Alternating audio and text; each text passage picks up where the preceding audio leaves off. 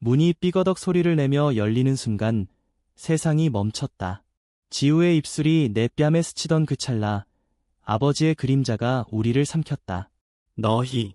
이게 무슨 그의 목소리가 떨리며 우리 마음속에 영원한 균열을 새겼다. 그날 서울의 여름 오후는 평소처럼 더웠다. 학교 수영장 탈의실은 습기 찬 공기로 가득 차 있었고 우리는 친구로서의 경계를 넘어선 그 순간을 공유하고 있었다. 지우와 나는 초등학교 때부터 함께 자랐다. 같은 아파트 단지에서, 같은 반에서, 같은 꿈을 꾸며. 하지만 최근 들어 그 꿈이 변했다. 지우의 미소가, 그의 손길이 내 가슴을 저미는 고통이 되었다. 우리는 서로를 바라보는 눈빛에 숨겨진 비밀을 알았다. 사랑이었다. 아직 이름 붙이지 않은, 하지만 피할 수 없는 사랑. 아버지의 눈이 우리를 꿰뚫었다. 지우의 아버지, 김 회장님은 우리 가족에게도 친절한 이웃이었다. 그는 항상 딸과 아들을 위해 최선을 다하는 전형적인 한국 아버지였다. 회사에서 돌아온 피곤한 몸으로도 우리를 집에 초대해 밥을 주시곤 했다. 그런데 지금 그의 얼굴은 창백했다. 지우야, 나가. 지금 당장. 그의 명령은 칼날처럼 날카로웠다. 지우는 내 손을 놓지 않았다. 그의 손가락이 떨렸다. 나는 그 떨림을 통해 그의 공포를 느꼈다. 나도 마찬가지였다. 부모님께 어떻게 설명할까? 이웃들, 학교 친구들, 세상이 우리를 어떻게 볼까? 우리는 탈의실을 나서며 아무 말도 하지 않았다. 지우의 아버지는 우리를 따라 나왔다. 그의 발소리가 무거웠다. 민호야, 너희 엄마한테는 아직 말하지 마. 그는 속삭이듯 말했다. 그 말 속에 숨겨진 연민이 나를 더 아프게 했다. 우리는 집으로 돌아가는 버스에서 서로의 어깨에 기대어 울었다. 눈물이 주체할 수 없었다. 그날 밤 나는 침대에 누워 천장을 보며 생각했다. 이 사랑이 시작된 건 언제부터였을까? 왜 우리는 멈추지 못한 걸까? 시간이 흘렀다. 그 사건 후 한 달, 학교 생활은 표면적으로 평온했다. 지우와 나는 여전히 같은 반에 앉아 수업 중에 눈빛을 주고받았다. 하지만 그 눈빛은 이제 더 조심스러웠다. 아버지의 시선이 우리를 따라다니는 듯했다. 지우의 집에서 멀어진 나는 대신 공원 벤치에서 그를 기다렸다. 아빠가 상담소를 추천하셨어. 지우가 속삭였다. 동성애는 병이 아니라고 하시면서도 왜 그렇게 화가 나신 거지? 그의 목소리에 섞인 절망이 내 심장을 쥐어짜냈다. 나는 지우를 안아주고 싶었다. 하지만 우리는 이제 공개적으로 피했다. 학교 복도에서 스치듯 지나칠 뿐, 그 피하는 행위가 오히려 우리를 더 가깝게 만들었다. 밤에 카카오톡으로 보낸 메시지들, 오늘 내가 웃을 때 세상이 밝아졌어 같은 말들이 우리의 유일한 연결고리였다. 그러나 그 연결은 점점 약해졌다. 지우의 아버지는 그를 더 엄격히 감시했다. 가정교사, 추가 학원, 심지어 휴대폰 검사까지. 지우는 점점 지쳐갔다. 그의 눈 아래 다크서클이 짙어졌다. 그의 가을, 나는 용기를 냈다. 학교 도서관에서 몰래 만난 우리는 처음으로 그날의 일을 이야기했다. 우리가 잘못한 거야, 지우가 물었다. 나는 고개를 저었다. 아니, 사랑은 잘못이 아니야. 하지만 세상이 아직 준비되지 않았어. 우리는 손을 잡았다. 그 손길이 우리를 살게 했다. 그러나 그 순간 도서관 문이 열리며 선생님이 들어왔다. 우리는 황급히 떨어졌다. 그 공포가 반복되었다. 매번, 매 순간. 겨울이 왔다. 크리스마스 이브, 지우의 아버지가 우리 집에 왔다. 그는 내 부모님과 차를 마시며 웃었다. 하지만 그의 눈은 나를 피했다. 민호야, 지우가 요즘 공부에 집중하네. 내 덕분인가? 그의 말은 가시처럼 따끔거렸다. 나는 미소 지으며 대답했다. 네, 함께하니까요. 그날 밤 지우와 나는 눈밭을 걸었다. 서울의 거리는 불빛으로 물들었지만 우리 마음은 차가웠다. 언젠가 자유로워질 수 있을까? 지우가 속삭였다. 나는 그의 손을 잡았다. 함께라면 돼. 그러나 자유는 멀었다. 새해가 밝자 지우의 아버지는 그를 해외 유학으로 보내려 했다. 미국, 안전한 곳으로. 너를 지키기 위해 그는 지우에게 말했다. 지우는 울며 나에게 달려왔다. 민호야, 나 가기 싫어. 너 없이 어떻게 살아. 그의 눈물이 내 셔츠를 적셨다. 나는 그를 껴안았다. 기다릴게. 돌아올 때까지. 하지만 내 마음속에는 두려움이 싹 텄다. 이 기다림이 영원한 이별이 될까? 유학 소식이 퍼지자 학교는 소란스러웠다. 친구들은 지우가 왜 갑자기? 라고 수근거렸다. 나는 그들의 시선을 견디며 웃었다. 하지만 속으로는 무너졌다. 지우의 빈자리가 너무 컸다. 그의 웃음소리, 그의 손길이 사라진 교실은 텅 빈 껍데기였다. 나는 혼자서 그 사랑을 간직했다. 일기장에 적었다. 지우야, 내가 없는 세상은 회색이야. 하지만 내가 준 빛을 기억할게. 지우가 떠난 후 나는 변화했다. 더 강해지려 애썼다. 학교 LGBT 동아리에 가입했다. 처음엔 두려웠다. 한국에서 그런 동아리는 아직 희귀했다. 하지만 그곳에서 나는 비슷한 아픔을 가진 친구들을 만났다. 너도? 나도 그래. 그 공감이 나를 치유했다. 우리는 함께 책을 읽고 이야기를 나누었다. 오스카 와일드의 사랑편지, 앨런 튜링의 비극. 그 이야기들이 우리를 연결했다. 시간은 흘렀다. 지우가 떠난 지 1년. 나는 대학 입시를 준비하며 지우의 소식을 기다렸다. 이메일 하나가 왔다. 민호야, 여기서도 내 생각만 해. 미국은 자유로워 보이지만 내 마음은 여전히 서울에 있어. 그의 말에 나는 울었다. 그리고 답했다. 나도. 돌아와. 함께 싸우자. 대학 입학 후 나는 서울대에 갔다. 지우는 하버드에서 공부 중이었다. 우리 사랑은 거리를 넘어 지속되었다. 화상통화로 오늘 내 목소리가 그리워 라고 속삭였다. 하지만 현실은 가혹했다. 지우의 아버지는 여전히 그를 통제하려 했다. 학위 받고 돌아오면 내 인생을 내가 선택해. 그는 양보했다. 지우는 그 약속을 믿었다. 2년째 지우가 휴가로 돌아왔다. 공항에서 우리는 재회했다. 그의 포옹이 모든 걸 녹였다. 민호야, 변했네. 더 멋져졌어. 우리는 한강공원에서 밤을 보냈다. 별을 보며 미래를 그렸다. 언젠가 우리 집을 가질 거야. 작은 아파트에서 함께. 하지만 그 꿈은 시험받았다. 지우의 아버지가 다시 나타났다. 지우야, 이제 그만해. 민호는 좋은 친구지만 그의 말은 반쪽짜리였다. 그는 아직 받아들이지 못했다. 우리는 대화했다. 가족 식사 자리에서 테이블 위에 놓인 김치찌개가 식어갔다. 아버지, 저희는 사랑해요. 병이 아니에요. 지우의 목소리가 떨렸다. 아버지의 손이 멈췄다. 그의 눈에 눈물이 고였다. 나 내 엄마를 잃고 나서 너만은 지키고 싶었어. 하지만 이건 너무 무서워. 그 고백이 문을 열었다. 아버지는 우리를 인정하지 않았지만 이해하려 애썼다. 상담을 함께 갔다. 책을 읽었다. 아버지, 감사해요. 이렇게 노력해 주셔서. 시간이 우리를 변화시켰다. 지우가 졸업하고 돌아온 해 우리는 함께 살기 시작했다. 작은 원룸에서.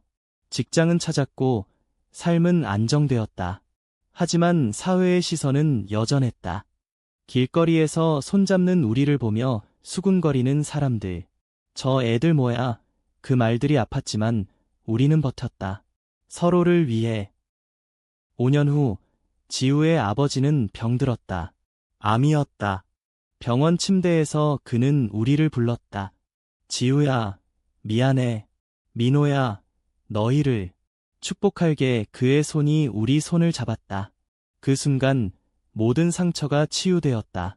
아버지는 평화롭게 떠났다. 장례식에서 우리는 함께 울었다. 그의 유언이 우리를 자유롭게 했다. 이제 우리는 결혼했다. 한국에서 동성결혼은 아직 법적이지 않지만 우리의 서약은 영원했다. 작은 교회에서 친구들과 가족 앞에서 우리는 멈추지 않을게. 사랑으로 지우가 말했다. 나는 고개를 끄덕였다. 그 탈의실문이 열린 그날부터 우리는 달려왔다. 고통과 기쁨, 눈물과 웃음 속에서. 그리고 우리는 여전히 달리고 있다. 서울의 거리를 걸으며 손을 잡고 세상이 변할 때까지, 아니 영원히. 우리의 삶은 이제 안정된 리듬을 타기 시작했다. 지우는 IT 회사에서 프로그래머로 일했고 나는 디자인 스튜디오에서 그래픽 디자이너였다. 아침에 함께 커피를 마시며 하루를 시작하는 그 평범함이 소중했다. 하지만 그 평범 속에도 그림자가 드리워져 있었다. 가족 모임에서 친척들의 시선이 우리를 삼켰다. 언제 결혼할 거야? 여자친구는 삼촌의 물음에 지우는 미소 지었다. 고더. 특별한 사람과. 하지만 그 미소 뒤에 숨긴 아픔을 나는 알았다. 어느 날 우리는 프라이드 퍼레이드에 참가했다. 서울의 거리가 무지개 깃발로 물들었다. 처음으로 공개적으로 손을 잡고 행진했다. 사랑은 사랑이야. 구호가 울려 퍼졌다. 나는 지우의 손을 더 세게 쥐었다.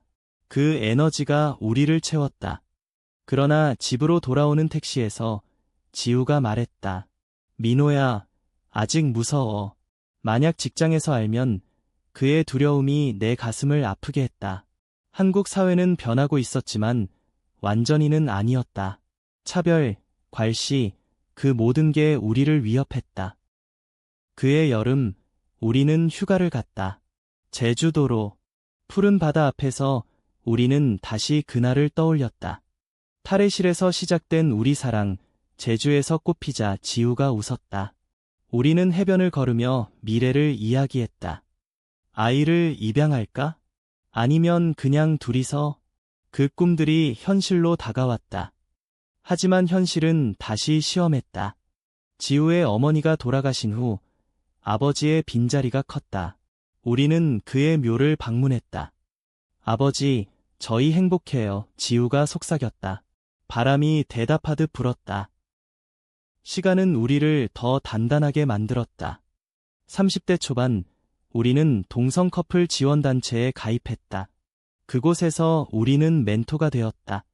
젊은 커플들에게 인내하세요. 사랑은 이겨요 라고 말했다. 그 과정에서 우리의 상처가 치유되었다. 지우는 책을 썼다. 숨겨진 문 뒤에 사랑이라는 제목으로. 우리 이야기였다. 출간 후 반응은 엇갈렸다. 일부는 환영했고 일부는 비난했다. 이상한 것들이라는 댓글들이 쏟아졌다. 하지만 그 비난이 우리를 더 강하게 했다. 어느 겨울, 눈이 내리는 날, 우리는 산책로를 걸었다. 지우가 무릎을 꿇었다. 민호야, 영원히 함께할래. 반지가 빛났다. 나는 울며 고개를 끄덕였다. 그 순간 세상이 우리를 축복했다. 결혼식은 작았지만 따뜻했다. 친구들, 동아리 멤버들, 심지어 아버지의 옛 동료까지. 축하해요. 그 말들이 눈물로 변했다. 하지만 삶은 완벽하지 않았다. 직장에서의 스트레스, 건강 문제, 작은 다툼들. 지우가 과로로 쓰러진 날, 나는 병원 복도에서 기도했다. 제발, 지우야. 나 없이 가지마. 그는 깨어났다. 미안, 민호야. 앞으로 조심할게. 우리는 더 소중히 여기게 되었다. 서로를. 10년 후, 우리는 40대가 되었다. 머리카락에 흰 것이 섞였다. 하지만 사랑은 여전했다. 우리는 작은 집을 샀다. 정원에 꽃을 심고 이웃들과 인사했다. 사회는 변했다. 동성 결혼 법안이 통과되었다. 우리는 법적 부부가 되었다. 그날 법원에서 서명하며 우리는 울었다. 드디어 지우가 말했다. 이제 우리는 노년을 준비한다. 손주 같은 아이를 입양했다. 작은 소녀, 혜린이. 그녀의 웃음이 집을 채운다. 아빠들, 사랑해. 그녀의 말에 우리는 미소 짓는다. 그 탈의실 문이 열린 그날, 우리는 멈추지 않았다. 그리고 이제, 우리는 완성되었다. 혜린이가 우리 삶에 들어온 건 기적이었다. 입양 절차는 길고 고됐지만, 그 끝에 그녀가 있었다. 5살, 고아원에서 나온 작은 천사. 그녀의 큰 눈이 지우를 닮아 처음 본 순간 가슴이 저렸다. 혜린아, 우리 집에 올래? 지우가 물었다. 그녀는 고개를 끄덕였다.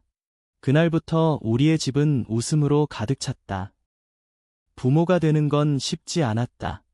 밤에 울음소리에 깨고 유치원 준비에 쫓기고 하지만 그 피로가 달콤했다. 혜린이가 아빠 민호, 얘 두 아빠가 있어? 라고 물을 때 우리는 솔직히 말했다. 사랑으로 가족이 된 거야. 그녀는 이해했다. 어린 마음이 순수했다. 사회는 여전히 도전이었다. 학교에서 혜린이가 놀림을 받았다. 내 아빠들 이상해. 친구들의 말에 그녀는 울며 집에 왔다. 우리는 안아주며 말했다. 다른 게 나쁜 게 아니야. 특별한 거지. 우리는 학교 상담교사와 만났다. 포용적인 교육을 부탁해요. 그 후 변화가 왔다. 혜린이는 강해졌다. 우리처럼. 지우의 건강이 나빠졌다. 50대 중반, 심장 문제였다. 병원에서 그는 웃었다. 민호야, 내가 먼저 갈 수도 있어. 하지만 후회 없어. 그의 말에 나는 울었다. 안 돼, 함께 늙자. 우리는 치료를 받았다. 약, 식이요법, 산책. 혜린이가 아빠 지우, 빨리 나아. 라고 그림을 그려주었다. 그 사랑이 그를 살게 했다. 시간은 우리 가족을 키웠다. 혜린이가 청소년이 되자 그녀는 우리 사랑을 자랑스러워했다. 제 두 아빠는 영웅이야. 학교 에세이에서 썼다. 그 글은 상을 받았다. 우리는 자랑스러웠다. 하지만 혜린이의 첫사랑이 시작되자 우리는 걱정했다. 누구든 사랑을 존중해. 우리는 조언했다. 60대, 우리는 은퇴했다. 작은 카페를 열었다. 무지개 커피숍. LGBT 커뮤니티를 위한 공간. 손님들이 모여 이야기했다. 여기 오니 마음이 편해요. 그 말들이 우리의 보람이었다. 지우와 나는 창가에 앉아 손을 잡았다. 민호야, 고마워. 그 문을 열어줘서. 어느 봄날, 혜린이가 결혼했다. 그녀의 남편은 좋은 청년이었다. 결혼식에서 지우가 연설했다. 사랑은 문을 열고 멈추지 않는 거야. 청중이 박수쳤다. 우리는 울었다. 이제 70대. 우리는 여전히 함께. 창밖을 보며 그 탈의실을 회상한다. 그날 세상이 끝난 줄 알았어. 지우가 웃는다. 하지만 시작이었지. 우리의 사랑은 영원하다. 세대를 넘어 가치를 전한다. 서울의 겨울은 혹독했다. 우리 카페가 문을 연 지 1년, 반대 시위가 일어났다. 보수단체가 가족 파괴자라고 피켓을 들고 왔다. 나는 문을 잠그고 지우를 안았다. 두려워. 그는 물었다. 조금. 하지만 후퇴 안에 우리는 문을 열었다. 손님들이 지지했다. 여기 있어야 해. 그날 우리는 더 강해졌다. 혜린이는 대학생이 되었다. 그녀의 논문 주제는 LGBT 권리였다. 아빠들 덕분에 그녀가 말했다. 우리는 자랑스러웠다. 하지만 지우의 병이 재발했다. 수술실 앞에서 나는 기도했다. 제발 그는 살아났다. 회복기, 우리는 여행을 갔다. 부산으로. 바다를 보며 인생은 파도 같아. 밀려오고 물러가지만 항상 돌아와. 지우가 말했다. 부산의 해변은 우리를 치유했다. 우리는 과거를 돌아봤다. 탈의실 그날 아버지가 문을 열었을 때 내 세상이 무너졌어. 지우가 고백했다. 하지만 그 문이 우리를 자유롭게 했지. 우리는 서로의 상처를 공유했다. 밤에 불꽃놀이를 보며 키스했다. 그 키스는 청춘의 맛이었다. 돌아와 나는 그림을 그렸다. 우리 사랑의 여정을, 전시회를 열었다. 사랑의 문이라는 이름으로 사람들이 왔다. 눈물을 흘렸다. 제 이야기 같아요. 한 청년이 말했다. 우리는 멘토가 되었다. 상담소에서 사랑하세요. 숨기지 마세요. 50대 후반 친구가 떠났다. LGBT 커뮤니티의 선배 자살했다. 차별 때문이었다. 장례식에서 우리는 울었다. 왜 세상이 아직도 지우가 중얼거렸다. 그 상실이 우리를 흔들었다. 다툼이 생겼다. 너 때문에 나는 소리쳤다. 하지만 화해했다. 미안, 사랑해, 우리는 더 가까워졌다. 혜린이는 아이를 낳았다. 우리 손녀, 작은 태윤이, 할아버지들, 그녀의 웃음이 집을 밝혔다. 가족은 커졌다. 우리는 책을 썼다. 두 번째 책, 멈추지 않는 사랑. 베스트셀러가 되었다. TV 인터뷰, 어떻게 견뎠나요?